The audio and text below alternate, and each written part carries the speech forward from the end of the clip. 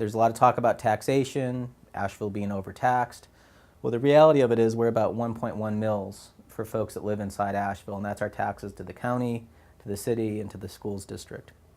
When you add that up and look at the other cities, and in this case I expanded the sample set from Charlotte all the way down to Sanford, the average is about 1.27 mils. So we're below average in that.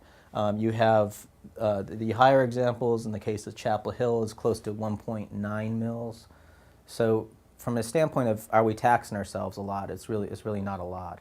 But the taxes that come out of the property in the case of the city, and in this example, what we've done is we've taken the area of coverage of how much the central business district is of the entire city, and then how much as a percentage the central business district creates to the total revenue of the city's total bottom line.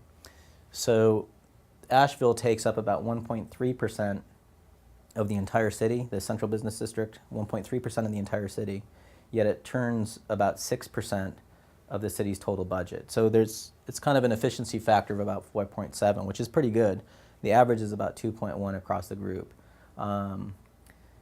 When you do the same about the county, the central business district also pays county taxes. So the central business district is about 0.08%, so not even 1/10 of the entire county and land area, yet the retail tax that comes out of the downtown is about 2% of the county's budget. It's a huge quotient difference, efficiency factor of 23.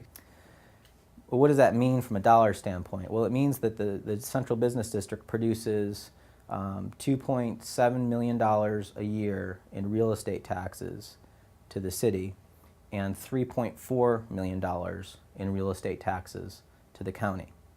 That's a big number, and it's about what Durham produces in its city and county, and pretty close to what Greensboro produces. I don't know what's going on with Winston-Salem, and we have to look at the data on that to find out why it kind of dropped off the chart there.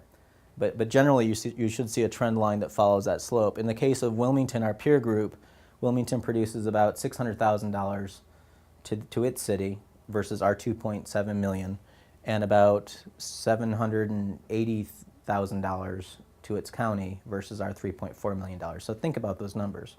$2.7 million to the city, $3.4 million to the county. That's a considerable amount of contribution to our municipal government from the real estate in downtown. So that's the value that comes back to our community out of this basically golden goose that we have within our environment. So back to that, 2.7 to the city, 3.4 to the county.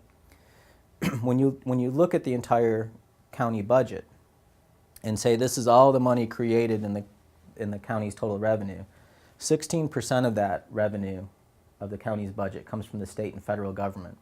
So we'll just go ahead and remove that. 18% comes from the sales taxes that we saw previously in the presentation that come from Asheville but go to Buncombe County. Another 20% comes from all the property taxes that are paid in Asheville that go to the county. This isn't just the central business district. So all of Asheville produces close to 40% of the county's total budget, yet all of Asheville is probably about a land area of about 6% of Buncombe County. So in addition to realizing what downtown produces, we also have to look at how this magnifies up through Asheville and into Buncombe County, that Asheville as a community produces 40% of the county's budget, yet takes up 6% of the county's land area.